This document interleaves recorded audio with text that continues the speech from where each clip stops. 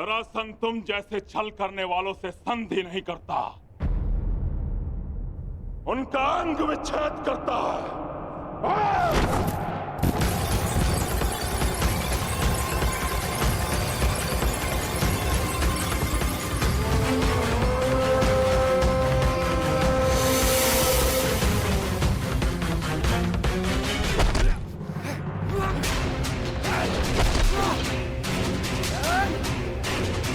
मेरी बात मानो, इन राजाओं को मुक्त कर दो जरासंध। और राजा की नहीं, एक तो एक राजाओं की बलि चढ़ेगी कर।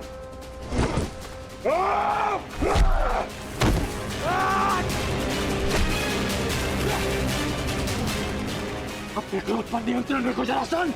तुम्हें देखते ही क्रोध ने मुझ पर नियंत्रण कर लिया कर।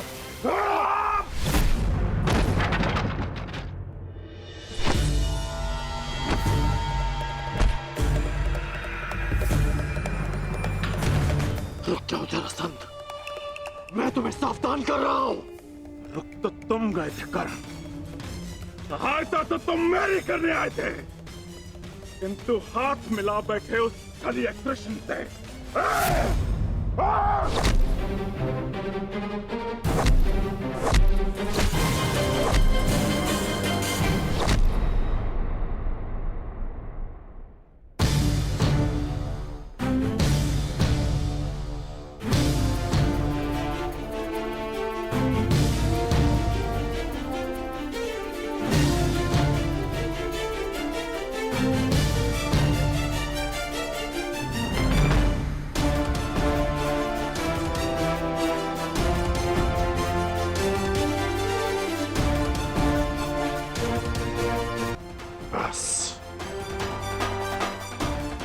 यहाँ युद्ध करने नहीं आया।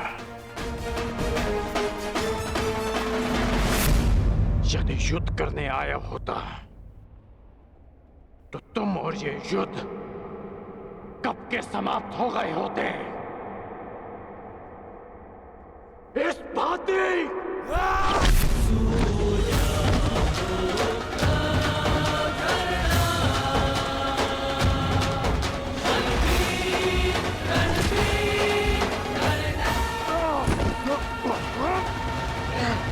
ना वचन भंग किया और ना छल किया।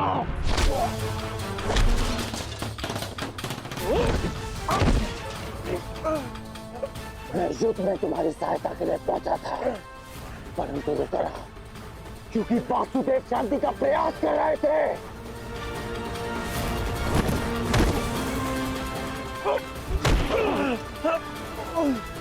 तुमने एक निर्दोष की हत्या की, इसलिए मैंने युद्ध में सम्मिलित ना होने का निर्णय लिया। मैंने मित्रता भंग नहीं की।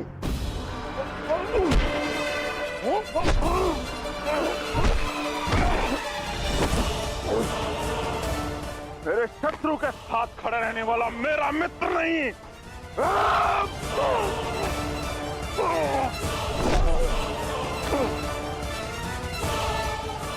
तो तुम अपनी ही भाषा में सुनो। यदि शत्रु का शत्रु मित्र होता है तो हस्तिनापुर से संधि करो और इन राजाओं को मुक्त करो।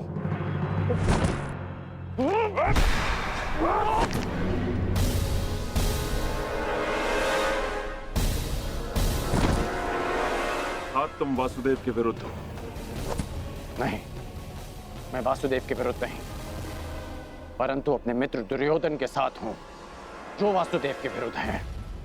अब मेरी बात ध्यान से सुनो। तुम पे शीघ्र ही आक्रमण होने वाला है, इसलिए हस्तिनापुर से संधि करके दुर्योधन से मित्रता स्वीकार करो। कृष्ण का विरोध करने वाले के लिए 100 राजा क्या, मैं सहस्त्र राजाओं को छोड़ सकता हूं। मुझे तुम्हारी संधि स्वीकार है। अब ये सभी राजा मुक्त हैं।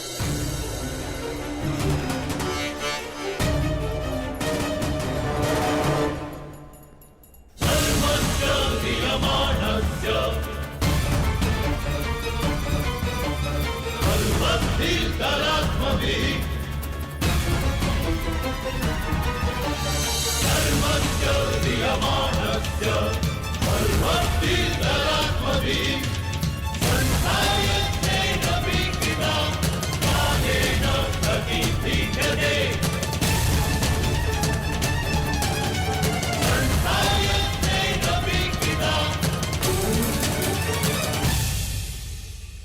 नगर द्वार पे क्यों खड़े?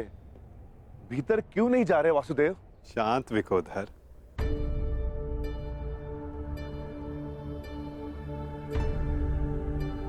अंदर जाने से पूर्व तनिक मगध नरेश के लिए कुछ भेंट तो ले ले। आओ, उनके लिए चलकर पुष्प ले ले। चलो।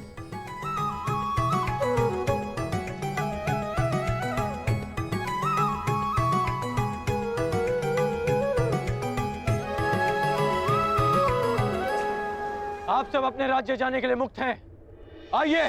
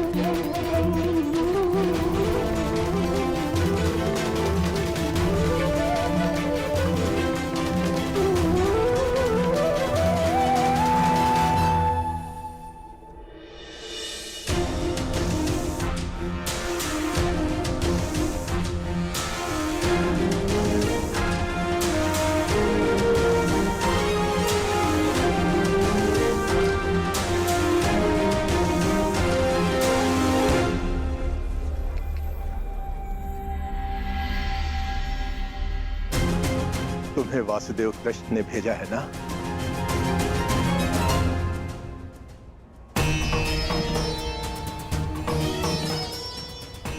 नहीं भद्र। यदि मैं मुक्त हो गया हूं तो अवश्य ही तुम्हें कृष्ण ने भेजा है, और जो तुम्हें कृष्ण ने नहीं भेजा अर्थात मैं मुक्त नहीं हुआ। अपना परिचय दीजिए भद्र। मैं विश्वकर्मा हूं, देवताओं का प्रधान वास्तुकार। जरासंध ने मुझे भी यहां बंदी बनाकर रखा था। कल रात्रि श्री कृष्ण ने मुझे सपने में दर्शन दिए। उन्होंने कहा कि वो मुझे स्वयं मुक्त कराने आएंगे, किंतु आश्चर्य वो नहीं आए।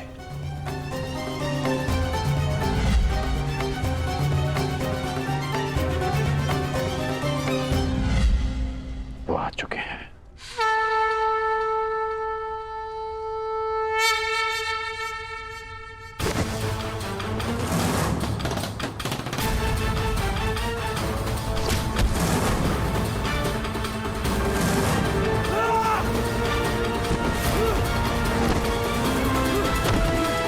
के सब मल थक गए। यहां कोई भी नहीं जो जरासंध से मल युद्ध कर सके।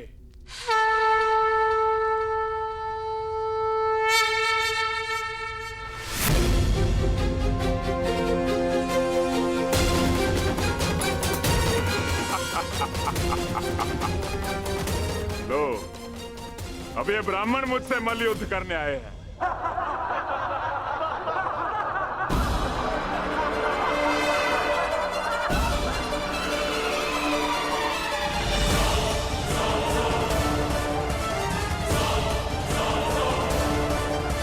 हम तो पूजा स्थल के लिए निकले थे मगध नरेश, परंतु भूलवश हम यहाँ आ गए। अच्छा हुआ भूलवश इस घेरे में नहीं चले आए, अन्यथा मुझसे मल्ल युद्ध करना होता। अब अपनी भूल सुधारो और यहां से चले जाओ। ये स्थल केवल और केवल योद्धाओं के लिए, निर्बल ब्राह्मणों के लिए नहीं। जी राजन, जैसी आपकी इच्छा।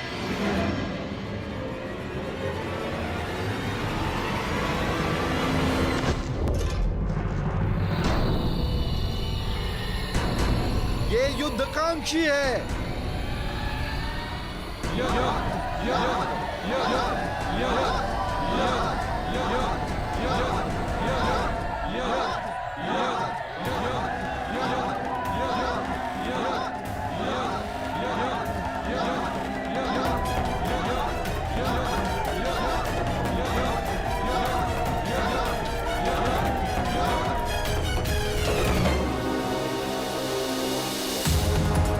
लगता है आपने सुना नहीं ब्राह्मण देव।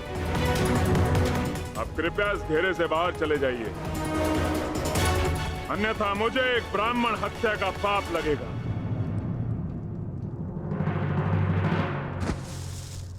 कुछ क्षण पहले आपने सभी को चुनौती दी थी मगध नरेश,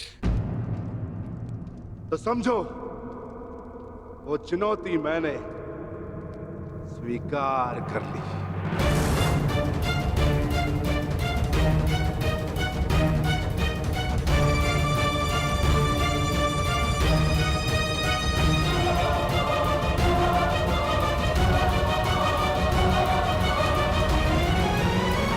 अद्भुत आत्मविश्वास है आप में ब्राह्मण देव, किंतु आज आपके साथ साथ आपका ये आत्मविश्वास भी टूट जाएगा। वैसे मल्लयुद्ध के नियम तो जानते हो ना ब्राह्मण देव? हाँ, जब तक एक योद्धा पराजय स्वीकार ना कर ले,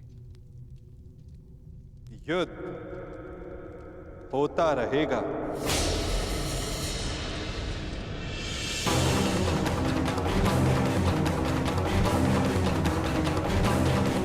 स्वीकार है मगध नरेश? स्वीकार।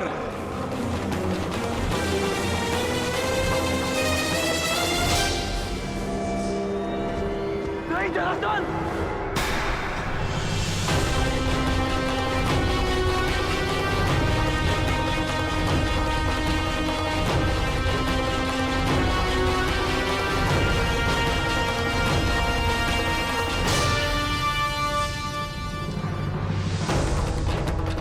ये चुनौती स्वीकार मत करना।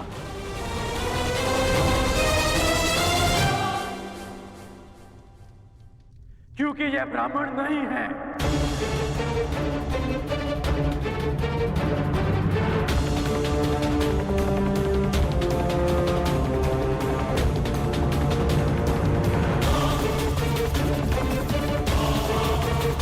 तो फिर कौन है ये? एक योद्धा को युद्ध से पूर्व अपने प्रतिद्वंदी का सत्य परिचय मिले, यही युद्ध नियम है। जिसने तुम्हें चुनौती दी वो वृकोदर भीम है।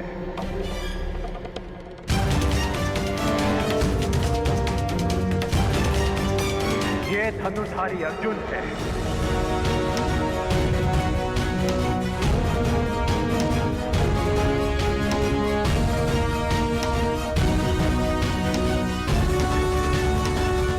और भीम के पीछे जो खड़े हैं वो वासुदेव कृष्ण है।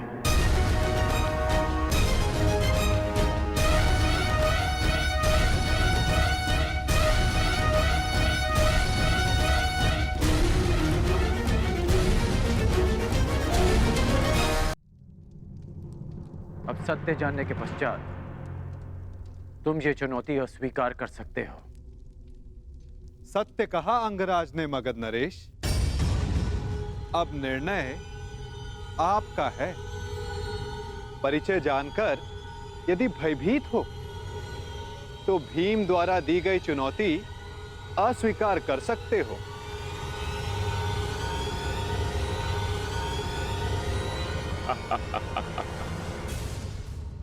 मैं तुम्हारी भांति रणछोड़ नहीं हूं वासुदेव। युद्ध की चुनौती मैं किसी भी परिस्थिति में किसी भी वेश में कभी टाल नहीं सकता।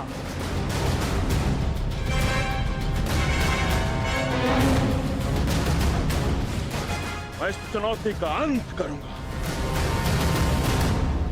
और सबसे पहले मैं इस विकोदर का उदर फाड़ूंगा और उसके पश्चात मैं तुम्हारा नाश करूंगा। बस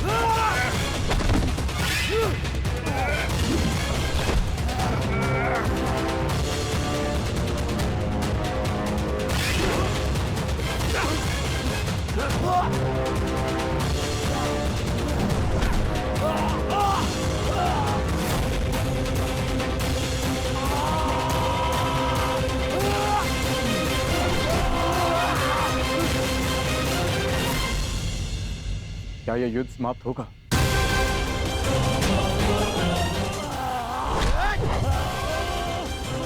जिसका प्रारंभ हुआ है उसका अंत भी निश्चित होता है पार्थ।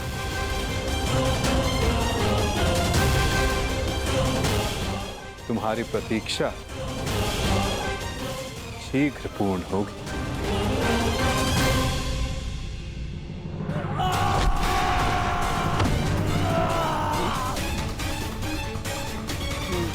उठाओ जरासंध, युद्ध करो, उठाओ।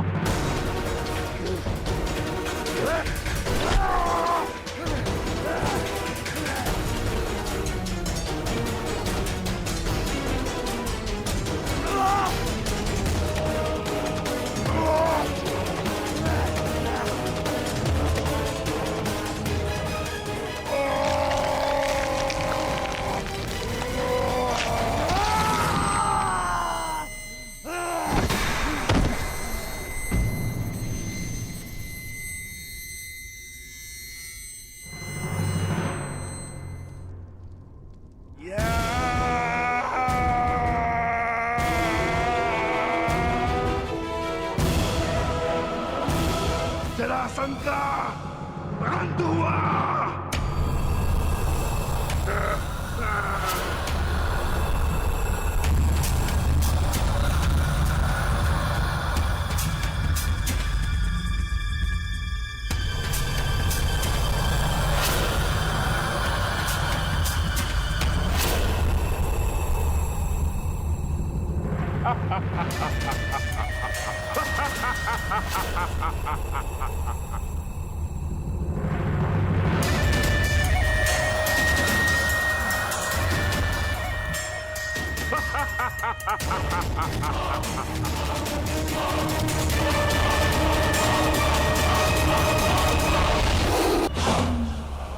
मुझे चुनौती देने से पूर्व मेरे जन्म की कथा तो जान लेते।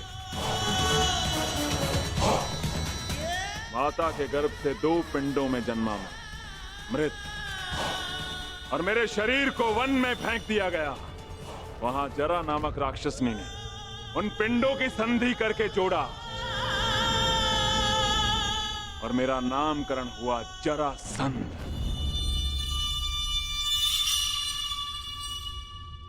ये संधि नहीं टूट सकती भीम।